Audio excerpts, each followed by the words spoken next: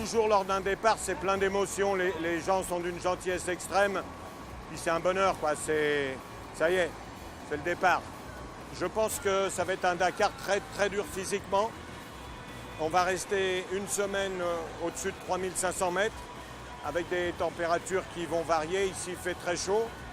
Je me suis préparé comme un athlète de haut niveau. C'est-à-dire que je fais du sport toute l'année. J'ai commencé à augmenter les séances 6 semaines avant le Dakar en prévision justement des conditions, pas extrêmes, ça serait exagéré, mais des conditions difficiles qu'on va rencontrer. Le Dakar, c'est un sport mécanique. On traverse des pays magnifiques et puis il y a ce côté aventure. C'est toujours, quoi qu'on puisse dire, quoi qu'on puisse entendre, c'est toujours une grande aventure humaine. Il se passe plein de choses sur la piste. C'est une tranche de vie très importante pour moi ce mois de janvier et ça dure depuis 35 ans.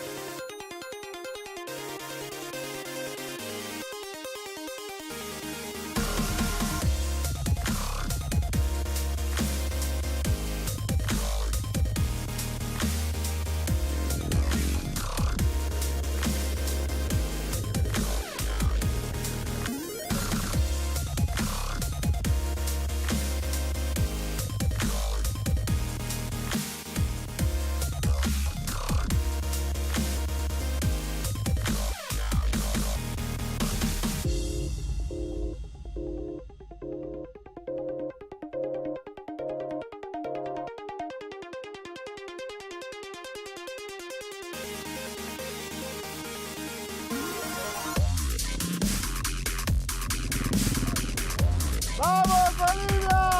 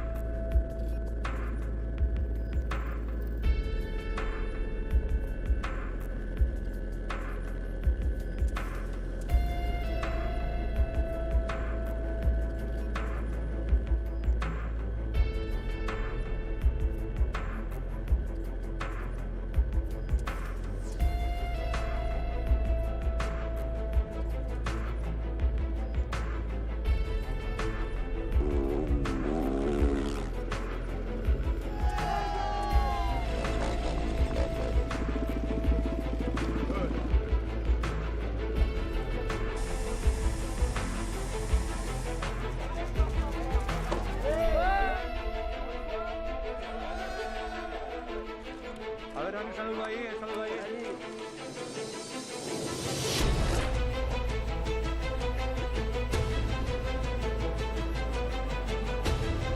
J'en ai pris des départs dans ma carrière. Jamais j'ai été aussi tendu. La peur de faire une faute, de tout gâcher, de gâcher la fête. C'était pas une étape difficile du tout, c'était très pilotage. Mais une faute est tellement vite arrivée. Il y a beaucoup de public, faut pas sortir. Donc c'était beaucoup de concentration. Puis quand j'ai vu les panneaux jaunes et puis les panneaux rouges, c'était une grande délivrance. Et j'ai cru qu'il y avait de la pluie sur le pare-brise, mais c'était pas sur le pare-brise que ça coulait. Voilà.